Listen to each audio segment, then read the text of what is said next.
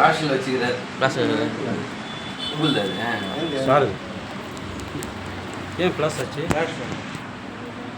கைப்பற்றிருக்கோம். பேசுங்கய்யா.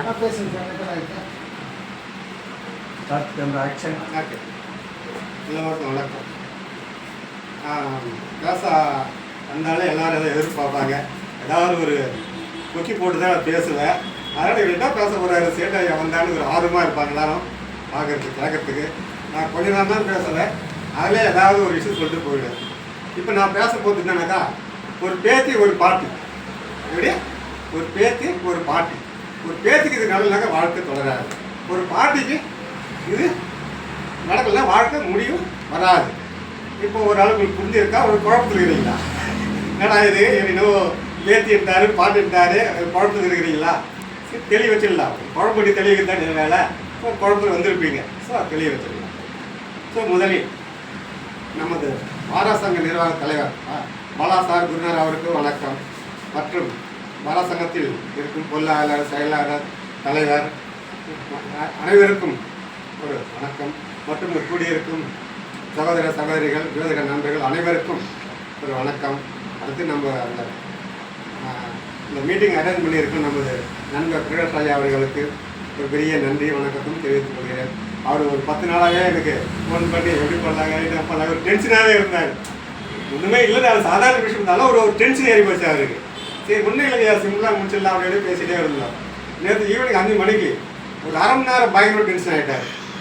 என்னன்னாக்கா திடீர்னு சாப்பாடு போகலான்னு ஆர்டர் பண்ணது ஹோட்டலுக்கு போயிட்டார். எங்கே போனாலும் எல்லாம் லீவுன்றாங்க. ஞாயிற்றுக்கிழமை லீவ். உடனே டென்ஷன் ஏறி போச்சு. எல்லாம் ஹோட்டல் லீவுனாங்க, எப்படி சாப்பாடு எடுத்துட்டு இன்னும் எடுத்து ஃபோன் பண்ணார். சரி நான் எங்கள் ஊரில் கணமதில் இருக்காங்க, அங்கேயே 2 ஹோட்டலில் எங்கே போய் பண்ணேன். பண்ணதுக்கப்புறம் அவங்களும் சரி அவ்வளோ கொண்டு வந்து ஏதோ ஏற்பாடு தரங்கிறாங்க.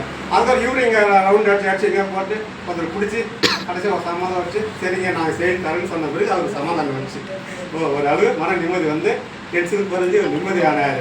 ஸோ அது மாதிரி ஒரு சின்ன ஃபங்க்ஷன் தான் கூட ஏற்பாடு பண்ணால் கூட எவ்வளோ பேர் டென்ஷன் இருக்குது நான் அப்போ தான் புரிஞ்சுக்கிட்டேன். எப்படி சின்ன பண்ணாலும் ரொம்ப டென்ஷன் ஆகி போகுது. 14 எப்படி பொண்ணு மாப்பிள்ளைங்க கல்யாணம் தேதி வச்சு தான் எப்படி பரபரப்பாக இருப்பாங்க. அதுமாரி தான் நம்மளும் ஒரு மீட்டிங் தேதி வச்சுட்டாக்க ஒரு பரபரப்பு இருக்குதா இல்லை, அந்த ஆர்வம் டென்ஷன் இருந்துகிட்டே இருக்குது இருக்குங்களா? ஸோ அந்த மாதிரி ஓடிட்டு இருக்குது. அடுத்து பார்த்தோம்னா நமது இந்த பாலா சாருடைய இந்த யூடியூப் சேனல் பார்த்தோம்னாக்கா என்னுடைய நான் பேசுறது என்னுடைய பேச்சுக்கு அந்த வியூவர்ஸ் நிறைய சப்ஸ்கிரைபர்ஸ் ஒரு நல்ல மதிப்பு தராங்க. ஸோ அதனால் வந்து பாலா அஷ்டோ Bala YouTube channel YouTube channel அனைவருக்கும் எனக்கு நன்றி தெரிவித்துக் கொள்கிறேன்.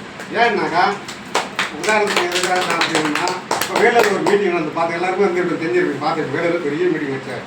அவ்வளோ பெரிய மகன்லாம் பேசினாங்க எல்லாருமே பேசினாங்க. மாநில நாங்கள் ஒரு 10 நிமிஷம் பேசிட்டு வந்தோம். லாஸ்ட்டில் பார்த்து 2 தேதிகள் பார்த்தா வியூஸ் பார்த்தா எனக்கு 3rd ரேங்க் இருக்குது.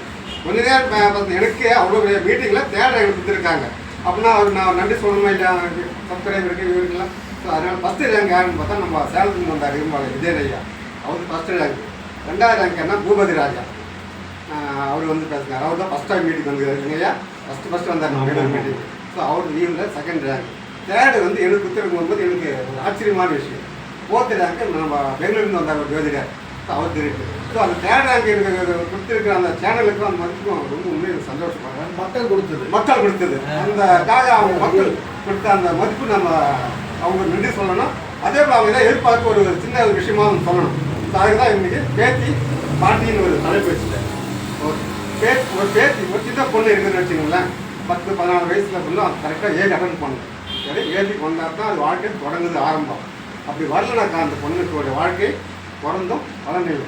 வாழ்க்கையில் எதுவும் மனைவி முடியாது. ஒரு அந்த பிறவியது ஒரு பலனெல்லாம் போயிடும். அப்போ ஏஜ் கம்பல்சரி வந்து ஆகணும். அந்த காலத்தில் தான் 14 வயசு அப்படியே வந்து நல்லா ஊட்டச்சத்து இருந்தாங்க. நல்லா இப்போலாம் வந்து லேட்டஸ்ட் ஒன்று சாப்பிட்டா சின்ன வயசுலேயே வந்துடுறாங்க. 12 வயசு 10 வயசு அப்படின்னு வந்துடுறாங்க. ஸோ எதுவாக இருந்தாலும் சரி அந்த 10 வயசு கடந்து 11 வயசுக்குள்ளே பொண்ணுங்க வயசுக்கு வந்துடணும். அதுதான் வந்து அவங்களுக்கு ஒரு நல்ல ஒரு மதிப்பு மரியாதை கிடைக்கும். அப்படின்னும் போது நம்ம ஜாதகத்தில் எப்படி பார்க்குறது? நம்ம ஜாதகத்தில் பார்த்தோம்னாக்கா கோச்சார செவ்வாய் வந்து 4ஆம் பார்வையாக அந்த கேது பார்க்கும்போது அதே நேரத்தில் அந்த ஜாதகத்தில் ஆட்சி உச்சம் பெற்ற கிரகத்தில் தசாபுத்தி இருக்கணும்.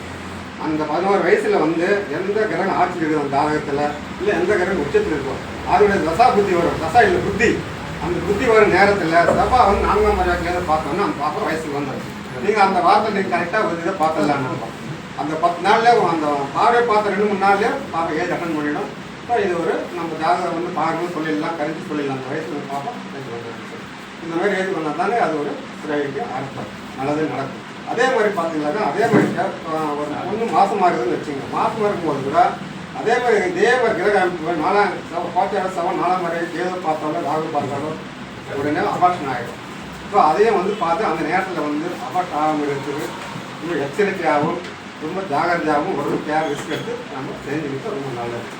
அடுத்து பார்த்தீங்கன்னா இது பேத்தியோட இது சொல்லிக்கலாம். இது ஒன்று பேத்தியோட இந்த வயசு பார்த்து சொல்லிட்டு இது வந்து ஆகணும், இது வந்தால் தான் வாழ்க்கை அதுக்கு ஆரம்பம். அப்படி இல்லைனாக்கா அது வாழ்க்கை தெரியுமா. அடுத்தது பாட்டின்னு சொல்லி பாட்டி வந்து பார்த்தீங்கன்னாக்கா நமது ஜாதகத்தில் நமக்கு பிள்ளை வந்து யார் 5ஆம் தாகம் பிள்ளைகள், பிள்ளைக்கு பிள்ளை 10ஆம் இடம். அப்படி 10ஆம் இடத்து அதிபதி 2ஆம் பாகத்தில் தொடர்பு கொள்ள வேண்டும், 2 இருக்க வேண்டும். இது இருக்கும்போது தான் நமக்கு பேச்சு கிடைக்கும். எப்படி பேச்சு 5க்கு 5 10 10ஆவது பாகம் நமக்கு 2ஆம் பாகத்தில் அமரணும். 2ஆம் பாகத்தில் தொடர்பு இல்லை ஏதாவது பார்வை இல்லை ஏதாவது தொடர்பு பண்ணால் தான் நம்ம வந்து பேத்திகளை பார்க்க முடியும். உண்மையிலே ஒருத்தர் வந்து அந்த பாட்டிக்கு வந்து எப்போ உண்மையான ஒரு வாழ்க்கை நிறைவாதுனாக்கா அந்த பேத்திங்களை பார்க்கும்போது தான் அந்த வாழ்க்கையை நிறைவு பெறுகிறது. பேத்தியோட கொஞ்சம் போதும் பழகும் போதும் பேத்திக்கு எத்தி உதவிற சந்தோஷம், பேத்திக்கு வந்து நம்ம மேலே முன்னுக்கு போகிறது, அதான் பேரப்பிள்ளை யாராக இருந்தாலும் சரி அந்த சந்தோஷம் உலகத்தில் எதுவுமே கிடையாது. நம்மளே குழந்தையாக மாறிவிடுவோம். அப்போ ஒரு வயசான ஒவ்வொருத்தரும் பேத்தி ஒரு அதாவது பேரப்பிள்ளைகளோட கொஞ்சம் ஒரு கிடைக்கிற அந்த வாழ்க்கை தான் உண்மையிலே சொர்க்க வாழ்க்கை. சொர்க்கத்தில் வாழ வேண்டிய வாழ்க்கைன்னா அந்த 5 வருஷம் அதுதான் வந்து ஒரு வயதான தம்பதிகளுக்கு ஒரு உண்மையான வாழ்க்கை நிறைவு பெறும். நம்ம குழந்தைங்க இருக்குதுன்னு நம்ம குழந்தைங்க வந்து நம்ம வளர்க்குறோம்னு சொல்கிறாங்கன்னா அப்போ வந்து சின்ன வயசில் நம்ம வந்து சம்பாதிக்கிற வயசு ஓடும் ஒடியாடும் குழந்தைங்கள ஸ்பெண்ட் பண்ண முடியாது. காலையில் போனால் நைட்டு வரும், குழந்தைங்க வந்து தூக்கிடாம மரத்துக்குள்ள அதிக நேரம் 12 நேரம் இருக்க முடியாது. அப்படியே இருந்தாலும் பசங்களுக்கு கொஞ்சம் போது அவங்க ஏதாவது பண்ணாலும் நம்ம டென்ஷன் தான் ஆகும். வேலை டென்ஷனும் குடும்பத்தில் பாரங்கள் இருந்தாலும் குழந்தைங்களோட டென்ஷன் வந்து எப்போ நேரத்தில் சந்தோஷமாக இருக்கும். ஆனால் நம்ம உண்மையான சந்தோஷம் எப்போனா பேரப்பிள்ளைகள் நம்ம ஓய்வு நேரத்தில் இருக்கிறோம். 6 வயசு பிறகு ஓய்வு, நான் ரிட்டையர்மெண்ட். அப்போ வந்து கொஞ்சம் பேரப்பிள்ளைகளோட கொஞ்சம் முழு நேரம் டைம் கிடைக்குது. அவங்க என்ன பண்ணாலும் நம்ம தவிர்த்துக்கலாம், கொஞ்சம் விளையாடலாம், நம்ம குழந்தையாக மாறிடலாம். நம்ம வாழ்க்கை அப்போ தான் நிறைவு பெறுகிறது. அப்போது நம்ம பாவகத்தில் 5க்கு 5 10 10ஆவது பாவகம் நம்ம 2ஆவது தொடர்பு கொள்ளும் போதும் அதை பார்வைப்படும் ஏதோ ஒரு எழுந்து சொல்லணும்னா நம்ம பேரப்பிள்ளைகளை கொஞ்சம் விளையாடுவோம். இதுதான் வந்து நம்ம வாழ்க்கையில் நிறைவு பெற வேண்டிய ஒரு பாட்டி ஒரு பேத்தி உறவு என்பதை நான் என்னுடைய கருத்தை சுருக்கமாக சொல்லி முடித்துவிட்டேன். நன்றி, வணக்கம். நீங்கள்